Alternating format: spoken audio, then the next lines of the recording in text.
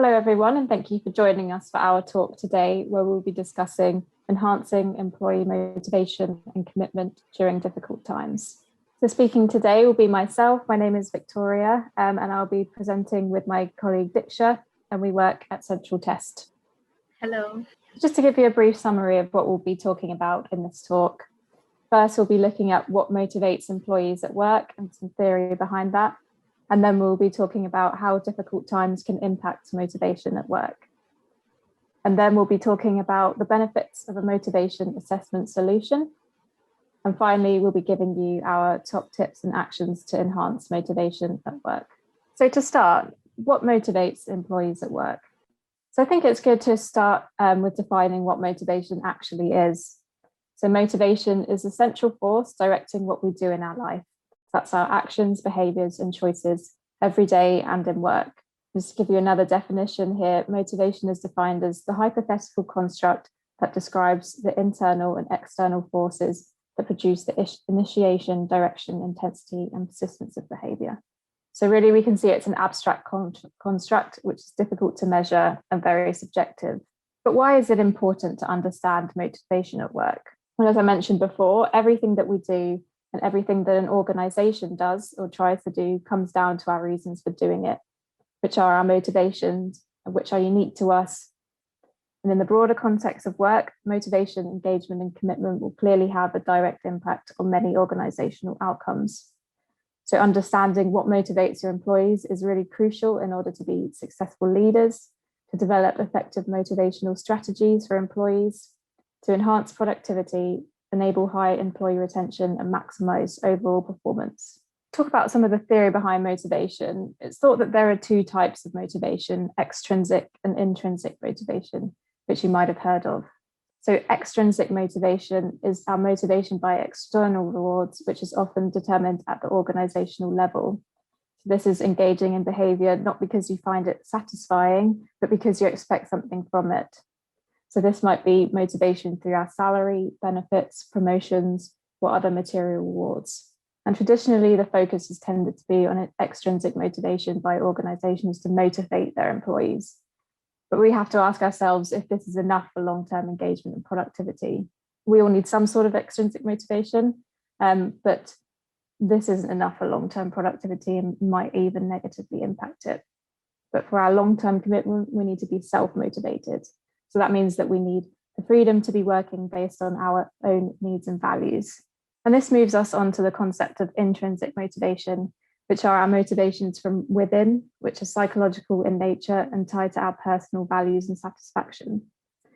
And these are varied and unique to the individual, but in the workplace might include personal development in the pursuit of knowledge, autonomy, meaningfulness in your work, enjoyment and challenge, etc.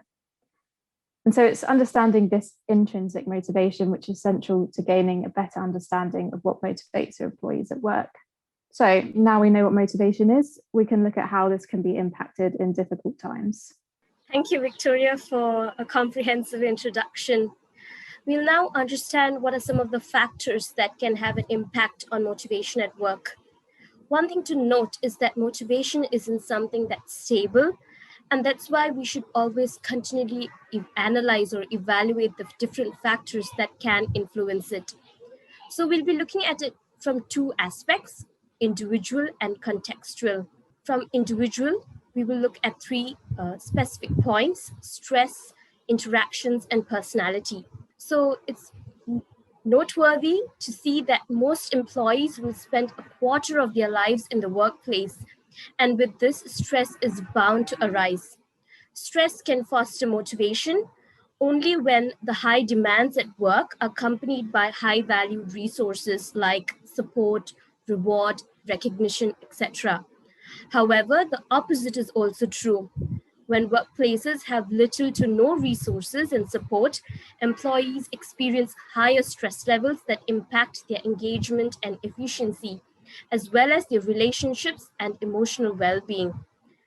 The next point that we'll be seeing is social interactions. And this plays an essential role and has much positive impact on an employee motivation and engagement. To prevent job demotivation and dissatisfaction, we all require the best possible working conditions while including and forming supportive, meaningful relationships, not just with our peers and managers, but also with our juniors, with our clientele, etc. Another factor that influences motivation is your personality. We all have naturally different motivations, and personality plays a major role in defining our motivators. For example, we know that extroverts stress an importance on recognition and opportunities for growth, while people that are emotionally sensitive allow a greater importance on working conditions and the opportunity to interact with others. The environment in this context also plays a major role in how motivation drastically or rapidly changes. For example, the economic crisis caused by COVID brings insecurity at work, as well as feelings of threat and danger. And we all know that safety at work is one of the basic and most primary individual motivations. So we cannot deny that COVID has impacted the workforce's motivation worldwide. We also know that indefinite lockdowns may make an individual feel a certain sense of lack in human relationships. You can share your feelings online, but it's not the same as actually conversing and seeing a person. And therefore, we realize the importance of trust and how fundamental it is when managing remote teams. The impact of tough economic times on motivation has already been discussed in the past. There have been some studies that have analyzed how employee motivation has changed because of the 2008 economic crisis. And what emerged from these studies is not surprising. Employees were then more focused on monetary incentives, which is extrinsic motivation, and relationship factors, which is the intrinsic motivation. And this is what we're undergoing today as well. Next, we note that an organization, for it to be a wonderful workplace, means that it largely follows the way that people treat each other up and down the line. So it starts from the very top with leaders who inspire and encourage and set the tone for the rest of the workforce talent. Employees feel motivated and thrive in positive work environments. And this can refer to both the physical and the non-physical space. To achieve this, physical spaces need to stimulate the senses, while the intangible environment, which is the non-physical space, is only brought about by engagement and communication. So both these variables, the individual as well as the contextual, play an important role. And we need to understand that people react very differently based on their background, their personality, their age, their generation, and even their gender. Individual differences are very deep, and therefore talking about motivation and analyzing them deserves a special place. Victoria will now present a short analysis of how we can do so. Over to you, Victoria. So thank you, Diksha. So for this section, I'd just like to talk about how you can measure motivation at work. So bringing together everything that we've talked about so far, and how this can really benefit you for enhancing motivation at work.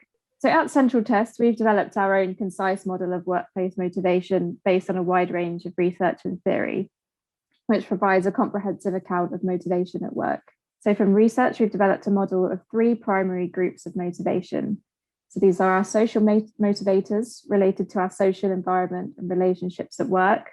And these cover aspects like your social environment, social utility, influence, idea sharing, and developing others, as well as our personal development motivators related to our personal professional development and career progression. And these are aspects like appraisal, surpassing, intellectual curiosity, career opportunities, and competition motivators. And finally, our contextual motivators, which are related more to our extrinsic motivations at the organizational level, like mobility, remuneration, autonomous working conditions, security, and well-being. And these encompass the main extrinsic and intrinsic motivators we might prioritize at work. We will all have different primary motivators and motivators that we might prioritize over others. So just to talk a little bit about how measuring motivation can be beneficial, there's lots of different ways that measuring motivation can be beneficial as an organization. So this is for things like recruitment. So when you obtain a comprehensive and in-depth view of the candidate's motivational profile, you can ensure the motivations of candidates match those of the role you're hiring for or the vision of your company.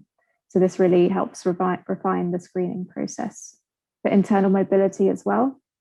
So measuring motivation and satisfaction can be used to identify areas of dissatisfaction in your employees and make sure you're aligning their tasks with their motivations. And for HR particularly, this is beneficial for gaining a deeper knowledge of the needs of employees for orientation and internal mobility practices, understanding what needs to be highlighted and using this to inform business decisions. And then finally, for orientation and coaching. This is an important one because measuring motivators can help individuals understand which jobs or occupations may be suitable for them, but also to help individuals direct their career decisions based on a deeper understanding of what's going to make them happy long-term throughout good or more challenging times. And just a couple more. So for team management as well, managers can really benefit from understanding motivation in order to understand their team and their individual motivators, and to encourage an environment that fosters employees' individual needs. So not only for developing a motivational strategy in the workplace, but also to facilitate one-on-one discussions for personal development purposes with your employees, or to indicate what you need to work on or what to highlight as positive with your employees, which is particularly important for maintaining motivation in times of crisis. And then the final point I'd like to make is for the prevention of psychosocial risks in the workplace, which is now more critical than ever. So employees can identify the sources of dissatisfaction in their workforce and evaluate where resources need to be placed to improve working life for employees. And this is crucial for positive outcomes, both at the employee level, but also at the organization level. So these are key things like productivity, satisfaction, and overall performance. And I really think this can be particularly useful when managing teams remotely, and ensuring that the negative impacts of the current situation are mitigated and that you're still prioritizing the well-being of your employees and tailoring your support because your employees may be feeling the impact of crisis in different ways. So now we know about what motivation is, how it's impacted and how it can be measured. Diksha will provide you with our top tips for enhancing motivation at work. Thanks, Victoria. So what can we concretely do now to improve our own motivations as well as others' motivations at work, apart from, say, analyzing specific motivations and getting some results from it? So for managers, what's recommended is that they be a transformational leader or a transformational manager. A transformational leader seems to be the best kind of leadership role to undertake, especially to enhance employee engagement and motivation. But what does it mean to be a transformational leader or behave as one? First, it means to understand individual needs in order to achieve their well-being. So you will analyze their motivations, for example, and then have regular meetings or follow-up sessions to understand their level of motivation and satisfaction, as well as their fulfillment in the role. So this could mean understanding things like an employee does not feel safe at a particular moment. It could also mean that an employee is undertaking a specific task that goes against their values and principles, and understanding their reasons behind this and then adjusting their task. The second is you need to inspire motivation yourself.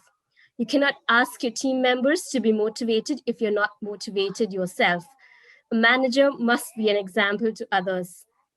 And for this, you can look at it in two ways. One is that a manager should themselves respect the rules. For example, if your team is running on the basis of a connection-free zone between 9 p.m. and 7 p.m., managers need to be the first to respect this rule. And often, apart from respecting rules, you can try to bring about a sort of appealing perspective on opportunities that are created by difficult times, and considering the current context by COVID. The third tip for managers is to provide your team with enough intellectual pursuits. You should be able to strike the right kind of balance between offering challenging but reasonable tasks, helping your employees to look at issues from various perspectives, as well as create new ideas. The last element in transformational leadership is to have an individual consideration. You must pay personal attention to the needs and capabilities of your followers. You must actively demonstrate that you care about them by asking how they're feeling, supporting them when they are undergoing tough or emotional difficulties, and also ensuring that they have the skills required to do the job. And last but not the least, allow them as much autonomy as much as you can. My next suggestions are for HR in particular. From the point of view of recruitment, you must be very objective. And to do this, you can ask questions like, what are your professional values? What's the work environment in which you feel the best and why? Therefore, analyzing these questions in an objective manner can complement your recruitment process. The second point is to have frequent employee engagement surveys to get an overall idea of your organizational climate and health. You can communicate about these results in a positive way by describing what the top 3 things are that employees currently look for in your organization. You can also recognize steps or leakages in the sense that you can identify what are some of the things that demotivate employees. You can also recognize employees for their efforts and contributions and underline that the progress of the company is built on their efforts and contributions. My last suggestion for HR is specifically for training managers because they play a key role in the motivation process. They must be provided practical skills in order to cultivate transformational leadership dimensions in their role. Well, if you're an employee, or what can you do as an individual? You could do a lot. You could empower yourself as well as spread a positive perspective on things.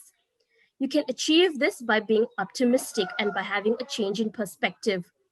And how do we do this? We can do this by asking ourselves 3 questions. What do you like in your job? And what are the things that engage you in your job and make you continuously face challenges? The second thing that you could ask are what are the top 3 things that you learned during difficult times or especially in this hard time? And third, you could ask what are some of the most fulfilling moments that you have with your team as well as your managers recently as well as in the past? My other suggestion is to be open to speak, to be courageous to speak. If you've had too much work or you really don't like some of the tasks, share your thoughts with your manager. You can openly point out that this influences your motivation at work. One important point to note is that a company cannot guess your thoughts, so you must not feel guilty about expressing them. And last but not the least is to create a good team spirit.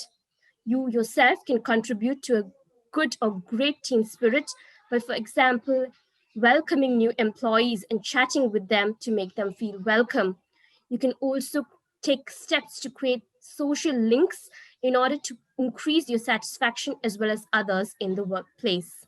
So with this, I would like to wrap up our advices or top tips. I would just like to finish it up a bit by explaining a little bit more about Central Test. Central Test is an online publisher of psychometric solutions.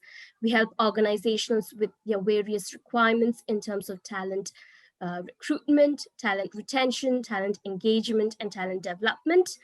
We also have specific packages to increase employee loyalty and motivation.